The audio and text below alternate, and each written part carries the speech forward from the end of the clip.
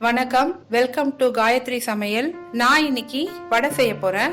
மெதுவடையும் பருப்பு வடையும் கலந்த மாதிரி ஒரு வடை செய்ய போறேன். வாங்க எப்படி செய்யலாம்னு பார்க்கலாம். அதற்கு தேவையான பொருட்கள்: உளுத்தம்பருப்பு 2 கப், கடலை பருப்பு 1 கப், வெங்காயம் பெரியதாக 1, பச்சை மிளகாய் 1, கருவேப்பிள்ளை, கொத்துமல்லி தேவையான அளவு, பச்சரிசி மாவு 1 டேபிள் ஸ்பூன், சோடா மாவு 1/2 டீஸ்பூன், உப்பு தேவையான அளவு, எண்ணெய் பொரிப்பதற்கு தேவையான அளவு. வாங்க எப்படி செய்யலான்னு பார்க்கலாம். உளுத்தம்பருப்பையும் கடலை பருப்பையும் ஒன்னா சேர்த்து 2 தடவை கழுவிட்டு 2 மணி நேரம் ஊற வச்சுக்கோங்க.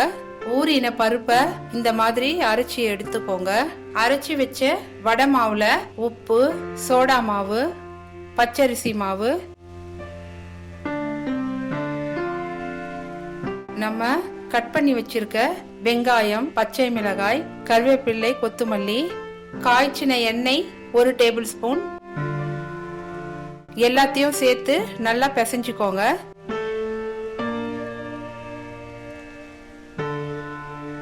இப்போ நம்ம வடை மாவு ரெடி.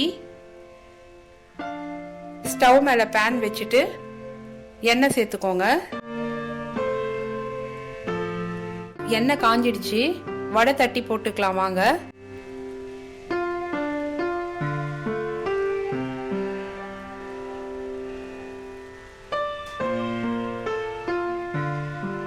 உளுந்து கூட கடலை பருப்பை சேர்த்து வடை செய்யறதுனால எண்ணெய் அதிகமா இழுக்காதுங்க.